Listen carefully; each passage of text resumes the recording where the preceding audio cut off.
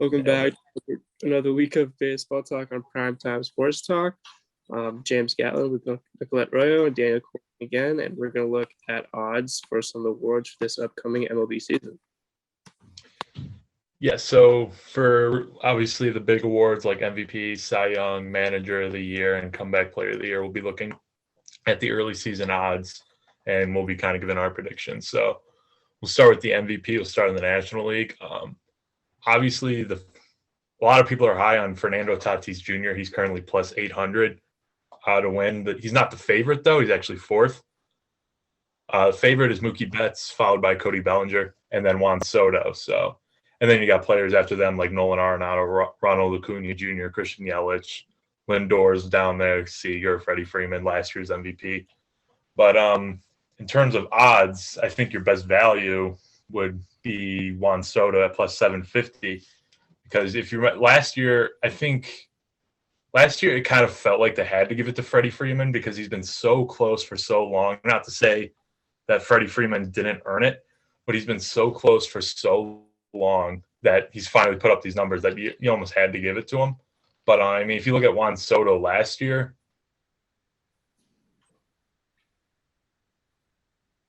I mean, he led the majors S plus on base percentage. He had a couple other things. He had a good walk to strikeout ratio. So if he kind of picks up his defense a little bit, because he does struggle a little bit defensively. He's only 22 years old, by the way, too. He's putting up like young Barry Bonds numbers, like when he was young, when he was winning MVPs with the Pirates. So if Juan Soto can kind of figure out his defense a little bit, Juan Soto at plus 750 to win the MVP is not too bad.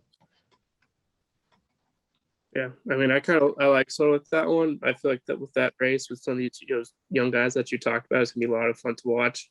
Mm-hmm. Tatis and just him getting another year under his belt. As a Red Sox fan, I'm a little biased with Betts being at the top, but I like that Soto pick a lot just because he's a young player and he's only gonna get better with more experience.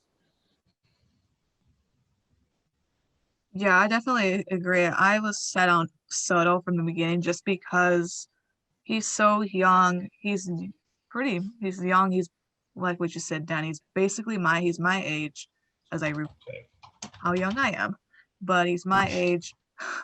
And as we look at, I'm just going down by stats, by the way. I'm reading some stats from last year in COVID season that he walked 41 times, and keep in mind this was only a 60-game season. Hit 351, which is very incredible. 13 home runs, 37 runs batted in, slugging percentage of just under 700. I think for a 60-game season, that's just incredible. We can imagine what he's already proven himself in previous years. You can already imagine what he's gonna do in a full 162-game season. And Bellinger, because I'm looking at them as well, all the bets as well. Speaking of bets, Bellinger, I don't think just because he's competing, he has such a talented cast around him, including fellow teammate Betts. That's what's going to make it a little bit tough.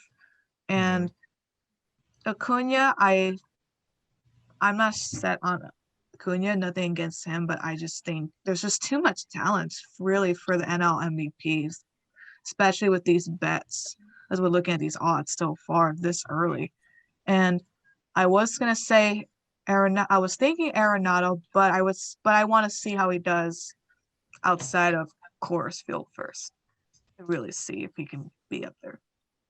I mean, that's always going to be, especially this year. Now that it's his first year out of Coors, we're going to see what he can do outside of there. I know it's always been a question of people who leave Colorado. Usually LeMahieu did fine without it, so we'll see about Nolan Arenado, who is plus 1,000 to win the NL MVP, by the way. Yeah. But with Acuna and Soto are kind of in that same, like, super young, super talented, have already proven that they are like the cream of the crop in the league. So it'll be interesting to see. Juan Soto at plus 750 is good odds. Acuna is also plus 1,000, but it would be tough. Mookie Betts is at plus 650 and Bellinger's also at plus 750, especially just because they play together. And it just kind of seems when two people are battling for the same award that are on the same team, it's kind of hard to so. And Corey Seager, he's up there or not, so it's kind of hard for that factor into that. So I guess we can just stay in the National League and just go with Cy Young. We can go from league to league. But no surprise that Jacob deGrom, who is probably the best pitcher in baseball, is the favorite at plus 400. And then last year's Cy Young winner Trevor Bauer now with the Dodgers at plus 500. And then Max Scherzer plus 750. Yu Darvish and Blake Snell, both newly acquired by the Padres, round out the top five at Yu Darvish plus 900 and Blake Snell plus 1,200. For me, I don't like just going chalk, just picking the favorite. But I mean, and I've always been a big Trevor Bauer fan. I told everyone who would listen when he was on Cleveland, because I'm a Cleveland fan, that if he ever figures it out, he is going to be a nasty pitcher. He did in 2018, broke his leg or whatever he broke later in the year. Had struggled in 2019 with the Cleveland and Cincinnati, and obviously won the Cy Young last year. So him at plus 500, and it's the same thing with the Dodgers. He's battling with a bunch of pitchers. Clayton Kershaw is up there too. But I have to go to Jacob deGrom over the simple fact that he's just the best pitcher in the game. Yeah, I mean, I agree with that one. It's hard to bet against deGrom, especially how he's looked in spring training. With that order, I like that. And if Bauer, I like second. I think he'll thrive with the Dodgers, but he's not going to be better than deGrom, at least not next year.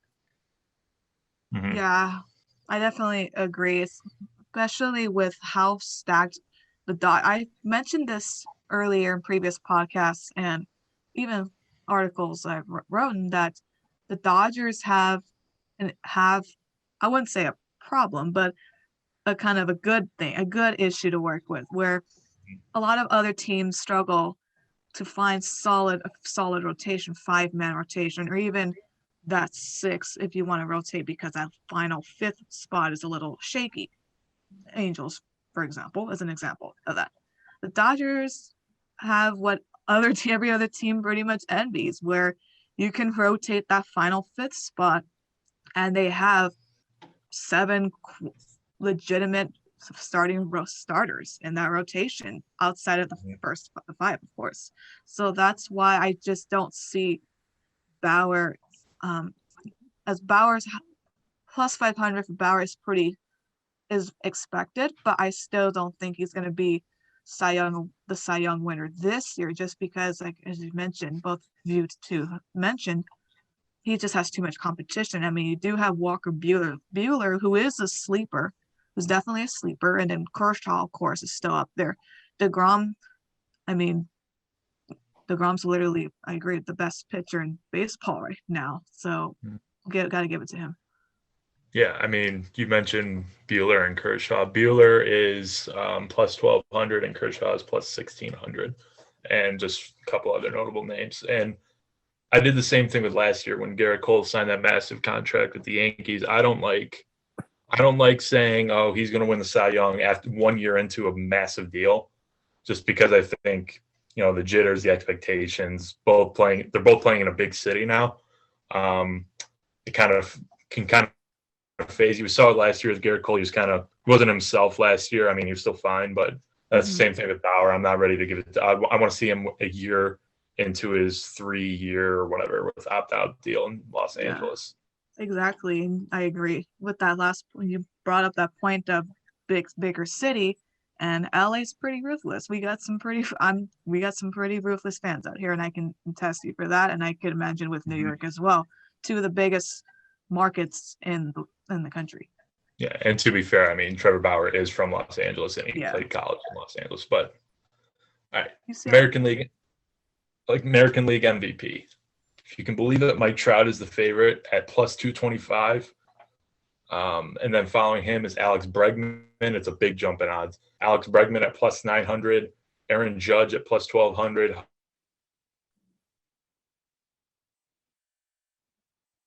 Jose Ramirez at plus 1,200. And Anthony, who is also plus 1,200. DJ LeMahieu plus 1,500. George Springer plus 2,000. Gleyber Torres plus 2,500. And then last year's MVP, Jose Abreu plus 2,500.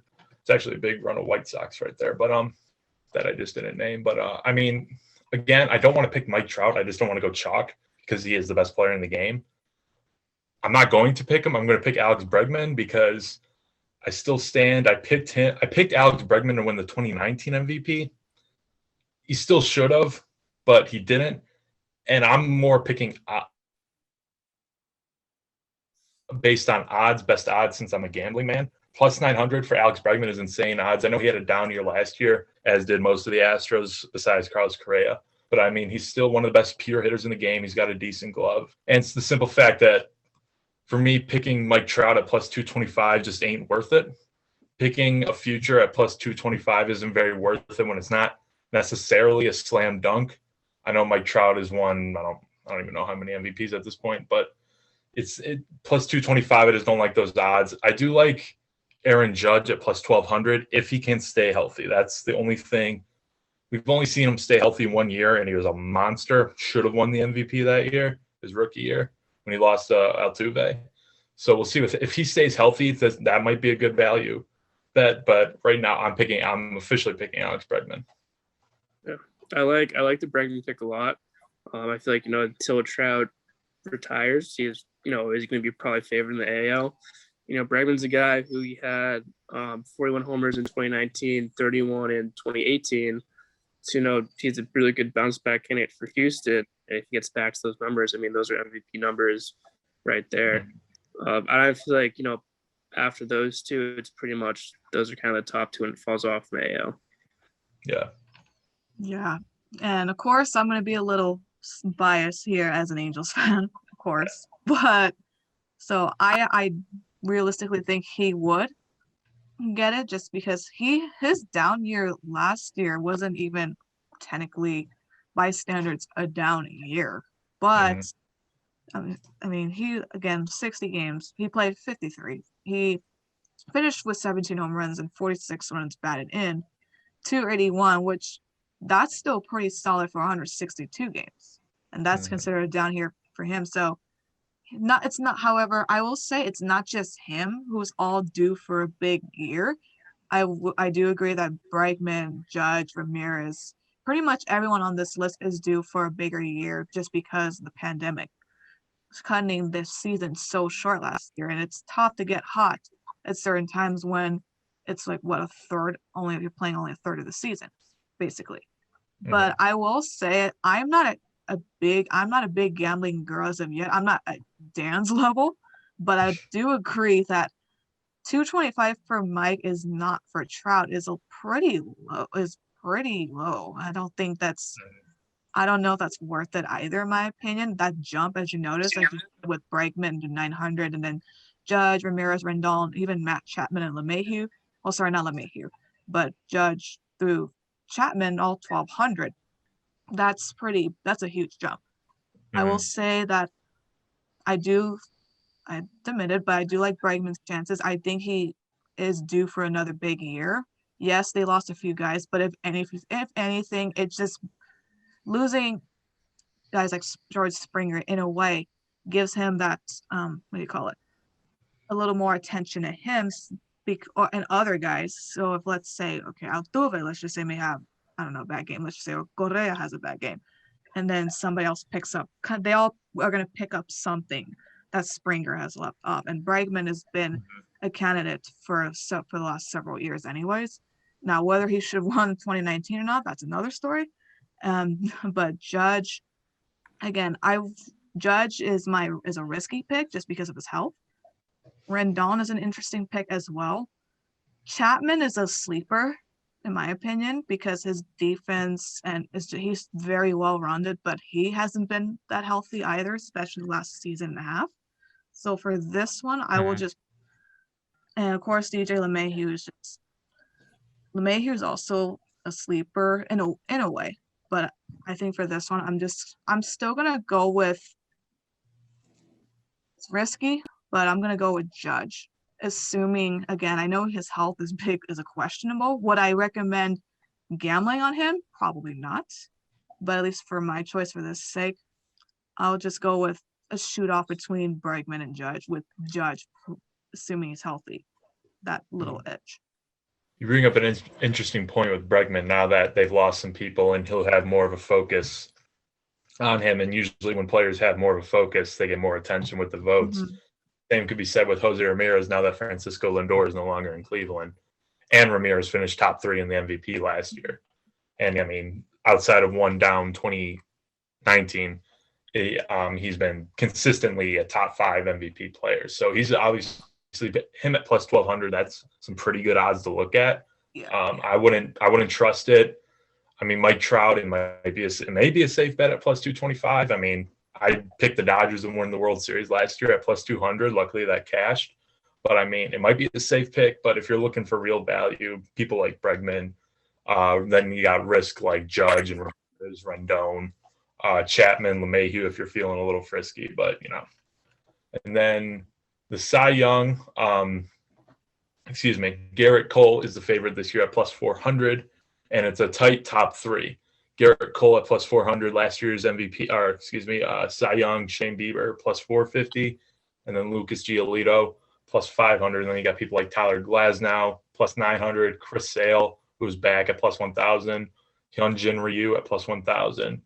And then you got a run of guys like Corey Kluber plus 1,500, Jose Barrios plus 1,500, Lance Lynn, Dallas Keuchel, Kenta Maeda, that kind of like B tier list of AL pitchers. But like I said, I didn't pick Garrett Cole to win the Cy Young last year just because of the new big contract and the new city and all the expectations and blah blah blah blah blah.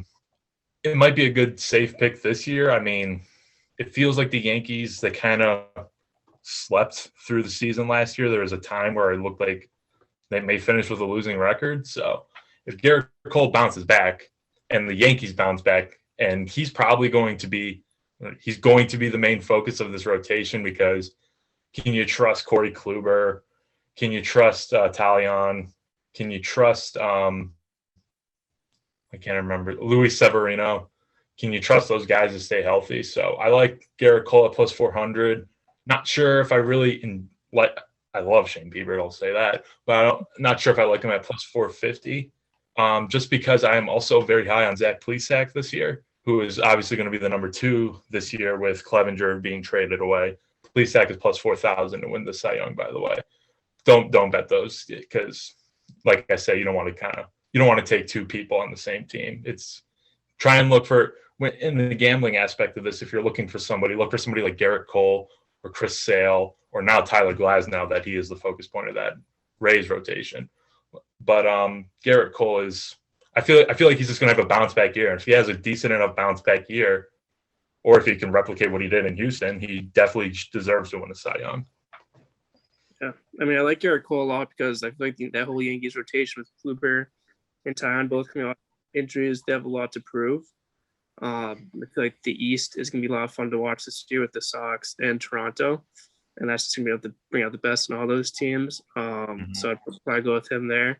I also like Giolito a lot for the Cy Young, though. He kind of broke out last year in the shortened season, so I think he'll be even better, with normal season this year. And I like Plesac a lot personally, just because what you said, he's with Clevenger gone, he's going to have more responsibility in Cleveland. Mm-hmm. Yeah, those are spot on. Shane Bieber, of course, is fantastic, but with Plesac right there, that's going to be an interesting one, in a good way. Garrett Cole, of course, he's due for a rebounding year. So I'll get into that. I'll ask the question a little bit once I'm done with my predictions. But actually, no, I'll just ask the question going into before I even give my thoughts. Do you guys think, this goes for both Dan and Jamie, that Garrett Cole's bound to have a strong back? He didn't do terrible last year, but do you guys think he's going to have a legitimate bounce back season now that he's entering his second year and into the new city? He kind of got his feet a little bit wet. I know the season was pretty short, but he got his feet a little somewhat wet. I guess not wet, but damn. You guys think he's going to be due for a big season up this in 2021? I mean, you would have to think so, just because we kind of know how good he is. But there's also in the back of my mind, like, he's only been good in Houston. He wasn't very great in Pittsburgh. I mean, he was fine in Pittsburgh, but he wasn't the number 1 pick. That the talent wasn't there, or the talent was there. You know what I'm saying? But he was only really good in Houston. Should have won the Cy Young his last year there instead of Verlander, but that's over. So we'll see. That's always there. I think he is what he is. He's just really good. Just kind of had a rough start of the year and then really settled down. In the playoffs, he really shut down Cleveland and he did a really good job throughout the entire playoffs. So, and just the fact that it was a COVID season, again, we'll say it again, his first year in New York, expectations, there'll be fans back this year. So I think once back in a normal-ish season that he'll be able to, settle in a little bit better. So yeah, I think he'll be better this year. Yeah, I mean, I agree for the same reasons. I feel like, not having fans definitely hurt every player regardless last year, especially if you're in a city like New York. So, I mean, I think he'll be better, but you could probably have a good point to how he's only kind of reached that Cy Young level in Houston. Since he's shown it, that doesn't worry me as much. Mm-hmm. But I feel like this year in the second year of that deal, and the pressure that are going to be on the Yankees to win the World Series, he's going to kind of need to reach that level again, and that's why this could be a big year for him. Mm-hmm. Yeah, going back to I guess my prediction or thoughts. Garrett Cole at 400, but plus 400 definitely is the safe route. Lucas Giolito is definitely another one I'm looking at, and I still feel strong at him because the White Sox did add Lance Lynn, who performed pretty well with the Texas Rangers, but I still think, I don't know, Lance Lynn, in my opinion, he's solid, but he's a hit or miss, so the White Sox rotation is still going to be solid, but I still think Giolito is going to be up there. One of my, I wouldn't say picks, but he's definitely going to be mine. And of course, Glass now. He's the main guy now over down there in Tampa. And then of course Chris Sale is going to be a sleeper one. I know he's never been such a sleeper mode really, but with whatever's going on with the Red Sox, especially with the front office and all the hoopla that went on with the front office the last several seasons, I think the Red Sox are still going to be one of those dark horse teams. Where are they going to be World Series contenders? Probably not. No. Sorry, Jamie.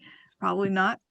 But I do think they still have enough, if assuming Sale is healthy and he's back to how he was previously Cy Young nominee and winner.